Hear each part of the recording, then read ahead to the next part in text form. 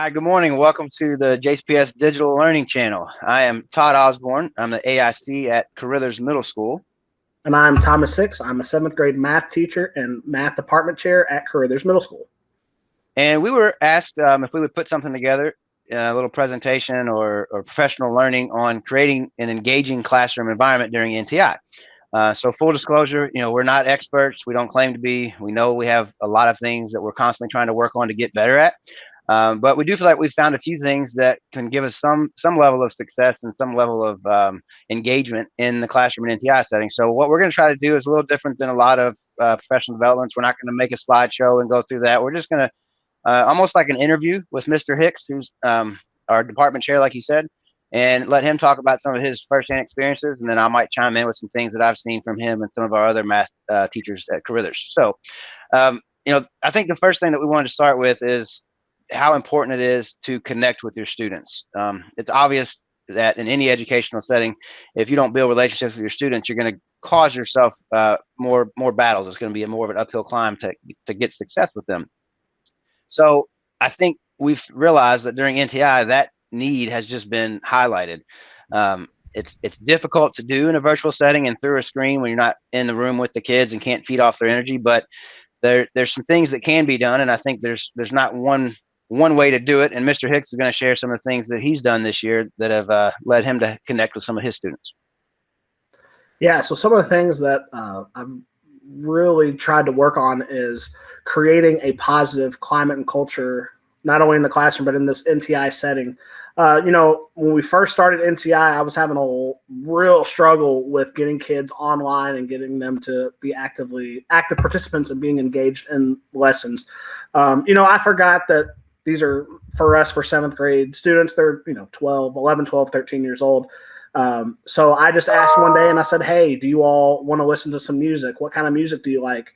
And the universal agreement was Disney music. So I make a point of it before my live lesson starts. I let them come in early to class and I'm play Disney music, have a little fun with them. I also, not the biggest reader in the world, but I have started reading some teenage literature, the Hunger Games, materials or books that they're reading in school so that I connect with them. I can talk to them about subjects outside of just math, and they really seem to like that as well.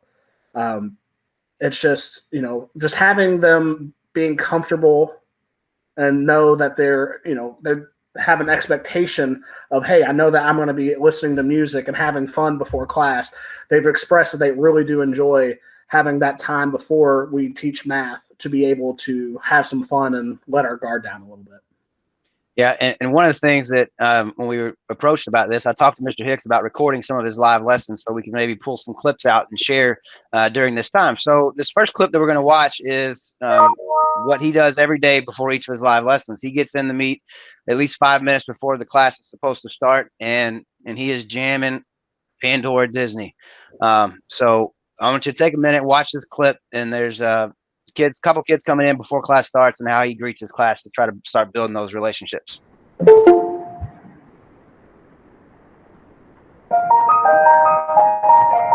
morning, Hannah. Hannah, do you want to build a snowman? Come on, let's go and play. I love snow days. See you anymore. Come out the door. It's like you've gone away. So is that a no, Hannah? We used to be best buddies. We're going to build snowman today? Now we're not. It's not the right type of snow. What? I remember. Is it powdery? It's not sticky? Oh, that's no good. Have to be a snowman. Okay, bye. Took my kids to the drive-in this weekend and we watched Frozen. It was great. Okay, so we are not advocating that all of you start singing to your kids when they come into the classroom. I mean, you have to find what works for you. That's something that, Mr. Hicks likes to cut up and have fun with his kids, and that's something that has worked for him. But I think what we would encourage is that there comes a point, and to a certain degree as a teacher, you have to let your guard down a little bit. The kids, I think a lot of times want to connect with you beyond just your role as their teacher, and they want you to see them beyond just their role as a student in your classroom. So I think it's important that, as scary as it might be at sometimes, you have to make yourself a little bit vulnerable to be able to connect with kids. And I think a lot of times will respond to that. So that works for him. Might not work for you, but find what does. So this next clip that we're going to talk about is something Mr. Hicks did in his classroom right after Thanksgiving break. So I believe this was the first day back after Thanksgiving break. And, just to get kids talking, even though it's something that he's been working on the entire year during NTI, he still has to work on that and teach kids how to handle it the right way. And so he kind of set it up with some non-math content to get started with. So Mr. Hicks, you care to talk about that for us? Sure, absolutely. When we get back from long breaks, or even when we started NTI, when we were utilizing the chat and using breakout rooms, I wanted to make it as simple as possible starting out with, some non-math questions, just so that it gets them engaged and gets them comfortable with talking. One of the things that I think is very important for all teachers is setting rules and expectations for students with any aspect of not only in class, but on the online learning. So one of the things that I really did was I wanted them to have the freedom of expression to be able to utilize the chat or unmute themselves. But I wanted to make sure that when it was time to stop, they knew that we had to move on. And so in this clip, you will see that they get into a great debate over what's better, turkey or ham, and how we utilize the chat. And then once I realized that it was starting to snowball and it might have gone into an uglier, not uglier, but a more off task. Thank you, Mr. Osmer. A more of an off task conversation. I had to draw them back in. So just telling them, hey, when I say it's time for the conversation to stop, they know that we need to refocus on what we're doing and then move on to the next topic. Yeah. And I think, just what I would add to that is that, along with connecting to your kids, there's going to be times where they do take the talking or the chatting too far, but continue to be encouraging with them, just redirect them and get them focused on what you need them to focus on. And I think that's what Mr. Hicks does a pretty good job here in this clip that you'll see. Make sure that you all are doing these assignments. If you're part of my small group, we are having small groups today. So I see that there's a lot of chat. We'll just do one more thing and then we'll get started on the day. Okay. Put a 1 if you prefer turkey. Put a 2 if you prefer ham. Okay? Uh-oh. There you go. Lots of 2s. What was 2? Was it turkey? No, ham. I don't know. Depends on have y'all ever had deep fried turkey? It's fantastic. All right. No, I like country ham. Country ham? That's good. I like country ham, nice and salty. All right, so now we got to focus on math. Y'all ready to roll?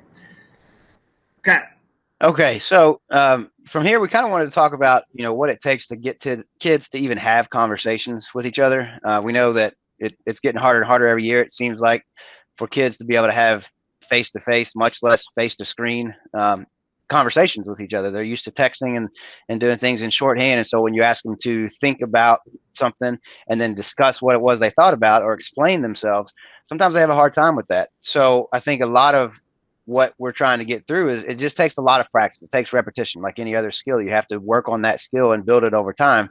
So one of the things that, like Mr. Hicks, if you will, to talk about is, kind of how you have scaffolded that and how you've gotten your kids from not being able to have any conversations to being able to get in a breakout room and have conversations about math. So maybe some of the things you've done up front, and then I think we have a short video of maybe one of those things. Yeah, absolutely. One of the things with the student backpack and the boss skills is being a productive collaborator and effective communicator. And I think that's something that students struggle with a lot. They just haven't really been taught how to be active listeners, how to work in a small group. So what we did at the beginning of NTI, we do it every year in school as well, but during NTI, I found it was much harder because most kids that I have in class turn their cameras off. So it's very important for us as educators to encourage students to be active participants in class. So what I usually like to do is when I first started, I like to set up with breakout rooms. And what I did was I'd ask a question that was non-math related, and I would give them 30 seconds to a minute to talk with a group of 3 or 4 students. Each give them just, something very basic. Then we would come back and I would slowly release them more responsibility as we would go. Then I would extend it to 2 minutes. And then we'd start sprinkling in simple mathematic questions and being able to express their answers. And then slowly giving them more and more time for when we got into our math lessons and we were doing these enriching tasks in class, I could have confidence in them to be able to spend 5 to 10 minutes in a small group, knowing that they will be able to succeed with the task, being effective communicators. Yeah, I think it's really important to note that, sometimes building those communication skills, you need to do it with some content that the kids are more comfortable with. So if they're not having to think about the content because it's something that comes naturally to them and they can focus on the skill of being a better communicator, then they develop that skill. And then when it comes time to, apply it to something that they're less comfortable with, like math and explaining their thought process, they've got a little bit more of a foundation for that. So this next clip is one of the examples of Mr. Hicks doing just exactly what he described, where they're given a non-math topic to discuss for a few minutes and kind of how he sets up the expectations for that. Personal relationships based on their graphs. So again, I have put this into the chat, our Geogebra for today. For the warm-up, okay, what did you do for Thanksgiving? What was your favorite thing that you ate? So what we're going to do, just to warm you all up a little bit, because I know it's been a week. Remember, I want you all to actively participate. I want you to utilize the chat. I want you to unmute yourselves and be able to talk. Okay? With that being said, okay, I want you all to answer these two questions. I'm going to put you all in the breakout rooms for about 2 minutes. Everybody unmute themselves or type into the chat when you get assigned your groups. Okay? So just remember, what did you do for Thanksgiving? What was your favorite thing that you had to eat? And then we'll come back together and we'll share real quickly before we get started on today. Okay? Everyone good to go? 2 minutes, guys. So obviously up to this point, we haven't seen any math from our math department chair yet in the classroom. So that you don't think he's just hanging out with his kids all day and having fun stuff and interacting about turkey and snowmen. Maybe you can talk a little bit about how you transition from, or scaffold, I guess, with your kids from what we've seen so far to being able to have, pretty in-depth conversations in breakout rooms about math. So, if you will, talk about how you plan your lessons and decide where to embed those, and then how you get to the point where you are now with breakout rooms. Sure. So with IM, they do a great job of having tasks that are centered around student work in small groups.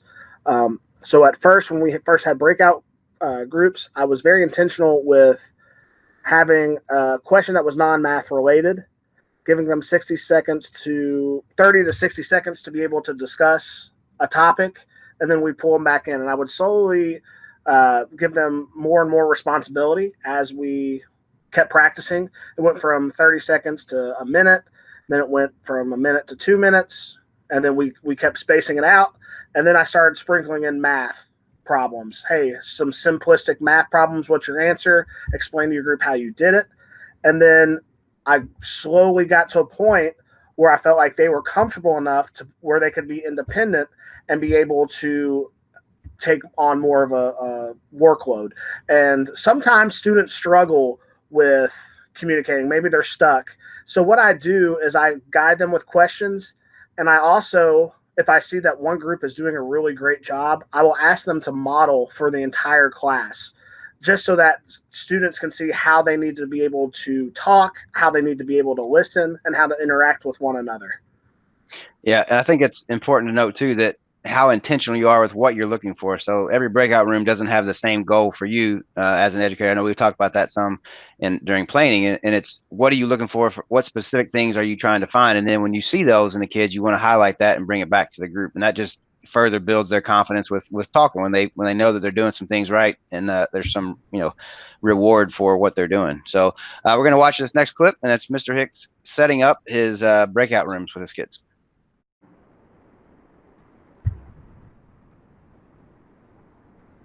So what I'm going to do is I'm going to put you all in the breakout groups, okay? We're going to have about 8 to 10 minutes to work on these three. When you're finished completing these tables, I want you to go on and I want you to attempt to graph all three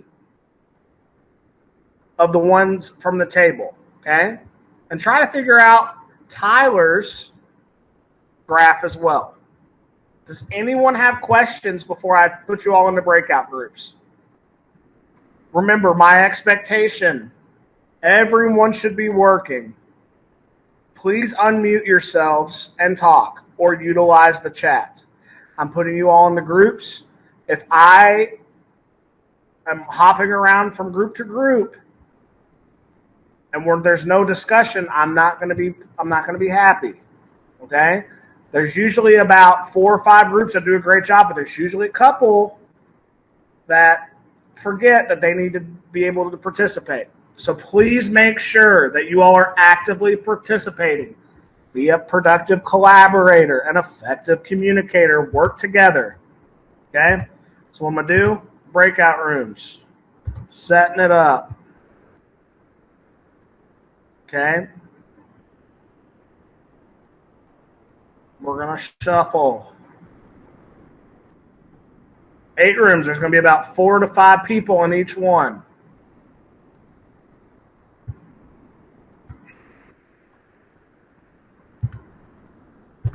We're going to do 6. Okay? Go ahead, open the rooms, and get one started. thing that we wanted to mention after watching that video, obviously, he said in there that kids are going to have about 8 minutes to work on some problems and have some conversation about it. So, but it has taken a while for his class to get to the point where he's confident with their ability to do that for 8 minutes. I would recommend starting small and working your way up. Like anything else, you got to crawl before you can walk, and it's going to take a while before you have the confidence that your kids are going to be able to focus for 8 minutes.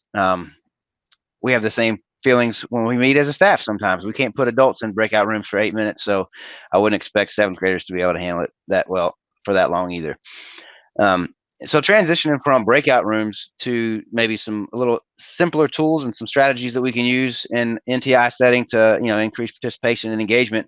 One of the things we've done a lot of work with, our teachers have, is using the chat and finding different ways to utilize the chat to get student responses and to give feedback to kids, informally assess. So Mr. Hicks, if you maybe mention a few of the strategies that you use with the chat. Sure. One of the things that I struggled with at the beginning of NTI was asking questions and having the same 2 or 3 students answer all the time. And I noticed that there was a trend. Every time that they would answer, immediately the rest of the class would put the exact same answer, which when we went to do our post-assessment, I realized that they weren't matching up with what they were doing in the lesson. So what I did was a strategy, which is the waterfall method.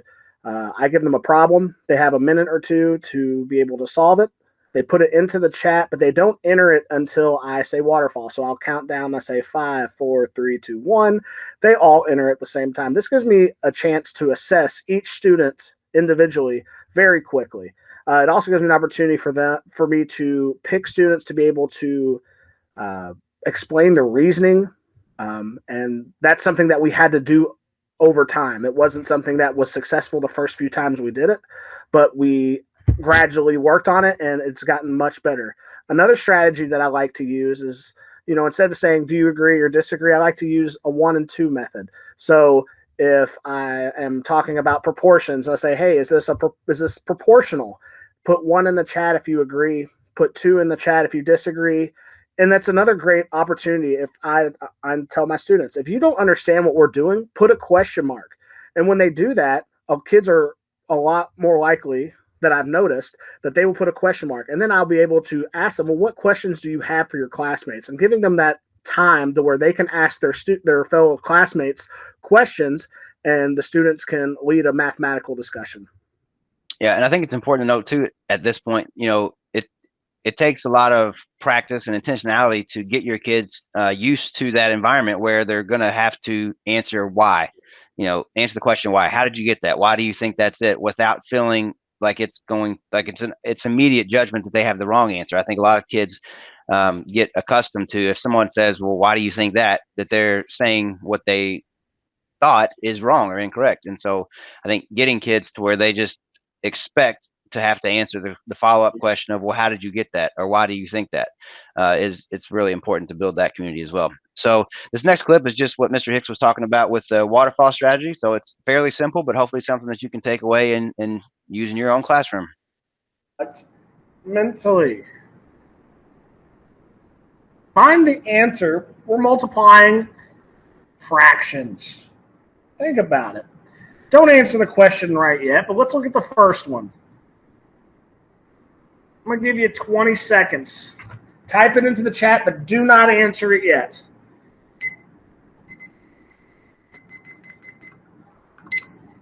We're going to waterfall this one. What would be your answer? 2/3 times 1/2.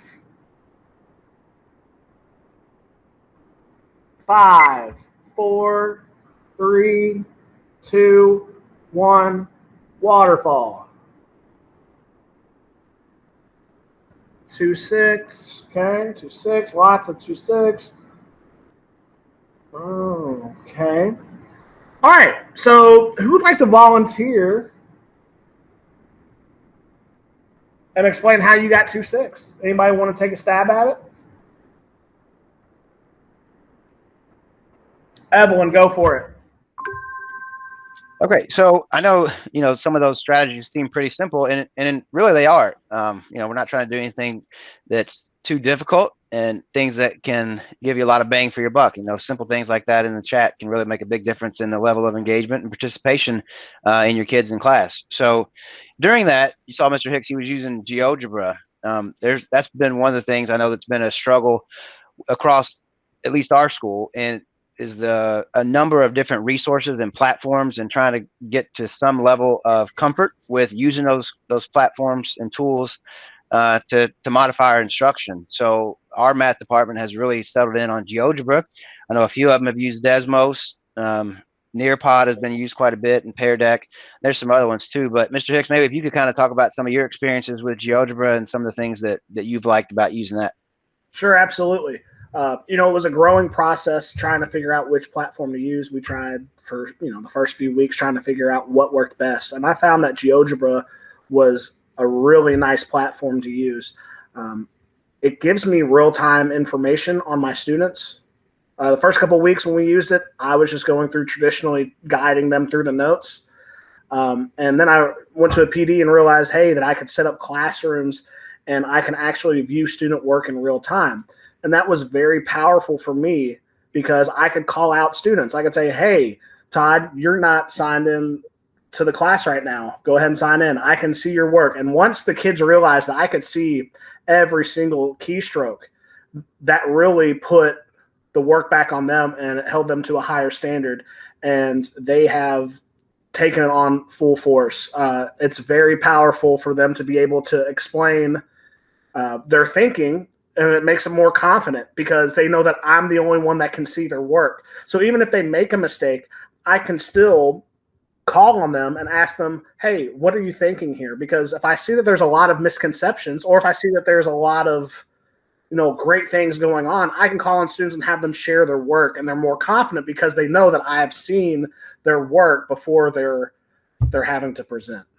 Yeah, and I think another strategy that I've seen some of our math teachers use is using Geogebra. There's a tool that you can use to snip, and so they've put up 2 different student responses on their screen and asked for feedback about that.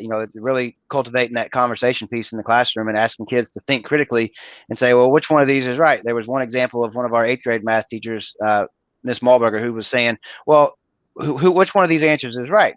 And there was some great conversation that came out of that. And again, it was from using that tool and using it to its fullest potential. So I don't think that there's any one tool that's the best for engagement. I think a lot of them have a lot of things to offer. It's about finding what fits your needs best and really sticking with it and finding out ways to enhance your instruction with it. And along those lines, another tool that we haven't mentioned yet is Kahoot. And I know it's kind of gamified and it is a game, but it's something else that we've used in different ways. So Mr. Hicks, maybe again, if you'll talk about how you've used Kahoot. Sure. I love using Kahoots for reviews, for unit reviews. Kids are super engaged when it comes to Kahoot. I really get to see the competitive side of my students. They want to be in that top 3. They want to be on the podium at the end of the game. It's not just simply a time for me to say, okay, what's the answer? Okay, moving on. We actually dive into each question. I'm very particular with the answers that are in each question. I have it set up to where there's going to be some, I know there's going to be some common misconceptions within the answers, so that when we finish our question, we go and we review, and we have a math conversation that's led by the students explaining why they chose their answer, why isn't A correct, and they have a class discussion on why we shouldn't choose A, or why you chose the correct answer, why is this the correct answer. And so it's very powerful for these kids to be able to have fun with math, because let's be honest, math isn't the most fun subject for a lot of people. And so if I can turn math into a fun game where they're fully engaged, I think that it's very empowering. Yep. And again, I think that goes right back to what I was saying too, about it's a lot of times not necessarily what tool you're using, but how you're using it, and being intentional with what you're wanting to get accomplished, while at the same time engaging your kids through something that's a little more fun. So that's about all that we have for our presentation, if you could even call it that. I don't know what you would call what we did today, but hopefully you got something out of it. Hopefully you weren't sitting here bored to death. The goal with any kind of professional learning is that you can take something and immediately use it in your classroom. So if you're able to do that, then hopefully we've accomplished our goal today. So thanks for watching, Mr. Hicks. Thank you for your time. It's been fun. And remember, do you want to build a snowman? Okay, bye.